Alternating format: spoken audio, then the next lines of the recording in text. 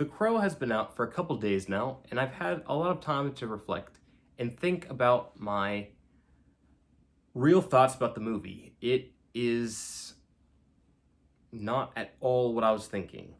I went into this movie not ever seeing or not knowing the first movie. Um, Now that I have seen Brandon Lee's 1994 version, I don't know what I witnessed in theaters. The 1994 version, I'm not going to explain the entire movie, I'm just going to give a quick synopsis, but it's a classic revenge story where a guy and his girlfriend get killed, he comes back to life, gets powers, and he goes on the hunt and kills every last one of them, and then the movie ends, basically. This one wants to do a lot more. There's a lot of different ideas happening in this movie. It's absolutely, it's a completely different movie. This is not similar to, it's not a sequel to The Crow. There's nothing similar besides the actual crow flying around in the background. So let's get into it. I want to talk about the few positives with the movie, because the few that I had, and there were like one or two, were good in concept, but still, they were really good ideas, and they also turned out pretty well on screen, but there was still a lot of flaws. The first thing is his healing factor. I really like the fact that he had to help with it. So with the scene when he got run over by the car, his leg was broken and he had to reset it. And I really like that fact. And I also like the scene where he goes to the opera house with the katana and just starts cutting everyone in half. It was a really good scene. Looked really well choreographed. I know there was a lot of CGI blood and it was a little blah, but whatever. Excuse me. But yeah, that's pretty much all the positives I had with this movie. Not a lot. Let's get into the negatives.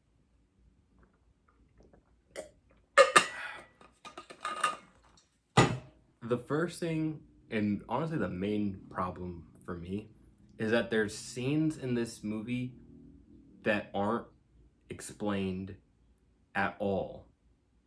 So, for example, the main plot of this movie is that Eric's girlfriend, Shelly, is in this video with her friends, and they're playing around in some apartment or something on a keyboard piano thing, and the main bad guy uses his demonic whispering powers, I'm not kidding, and uses it on her, but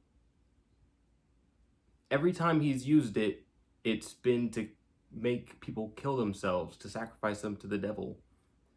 But this one time he uses the power to make Shelly kill someone in a video, and that her other friend was secretly recording that they didn't know about.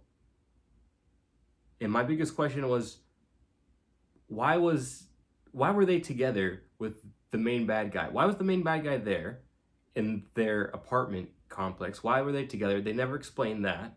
They never explained what they were doing together. And that was the biggest plot hole for me personally. It didn't make any sense. I'm lost. I don't get it. And I had to go see this movie twice, and I still don't get it. So if someone could please go into the comments and explain what I'm missing, please let me know. The next thing, what's his name? I think his name is Vincent D'Onofrio. The bad guy from X-Men.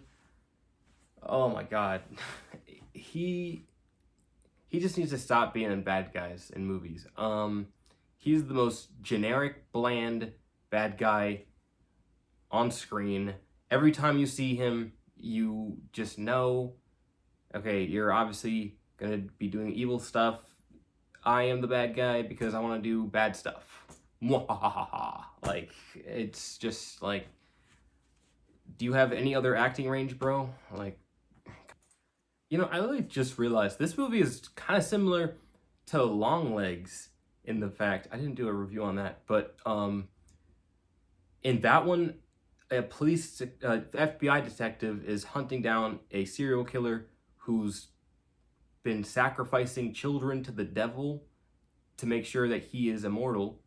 And in this movie, we have some business warlord dude who's been sacrificing virgins to the devil so that he can stay immortal.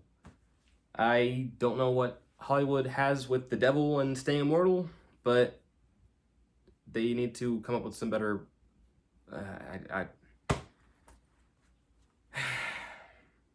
I'm just getting tired of it. The bad guy's power is to like whisper into your ear. I'm sorry you had to see that. But yeah, it's ridiculous. Every time you see it, I was laughing my ass off. And I don't know what the hell that plot line came out of. In the first movie, hell and the devil had nothing to do with it. Well, hell did, but the devil and demon powers, I understand they wanted to have some epic boss fight at the end, but they didn't even have that okay, we'll get to that in a minute, but this movie was just a wreck. And then you have Eric.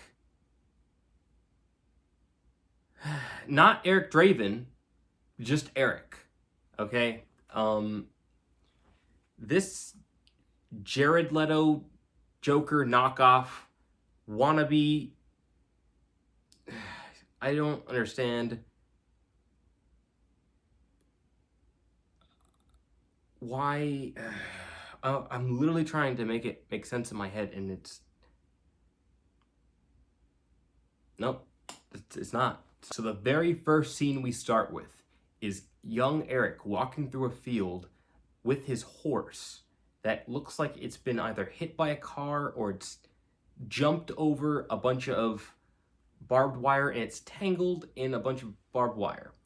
And it's very injured, obviously.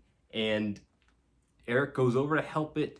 He pulls the barbed wire, and it cuts his hand really bad. And then there's crows flying in the background. And then he wakes up from a dream. This scene made no sense whatsoever. I understand it was... No, I don't understand. They were trying to make it, I guess, seem like he's a very damaged character, because he does drugs and he's in rehab. He's in some rehab facility, but why? Because his horse died? Because he got some cuts on his hand?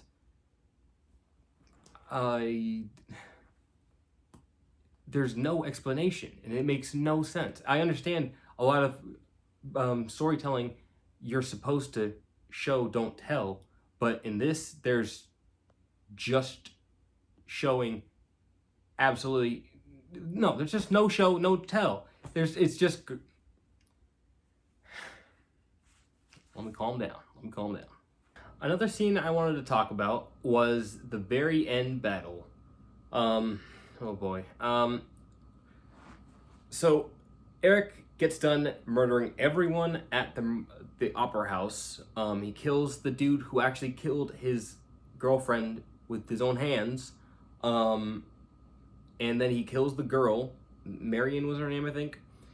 And then he gets the location of Vincent D'Onofrio, his townhouse. He goes there. He finds the Devil Man. And what does he do? He, instead of kills him, starts questioning him. What are you... Okay. You just found the man, the real man who's responsible for killing you and your girlfriend, and you're over here playing buddy-buddy with him. Like, just testing your powers, letting him stab you. You were just mowing down like 20 well-armed... Am I missing something? Why are you just standing there? Cut his head off. And then he uses his stupid devil power. Shabba-dabba-doo. Whispers in his ear, and then he starts to absorb Eric's power, but then he doesn't. And then Eric comes back and pushes him into the afterlife with the Crow Man in the subway. And then he gets dragged into hell with some puddles.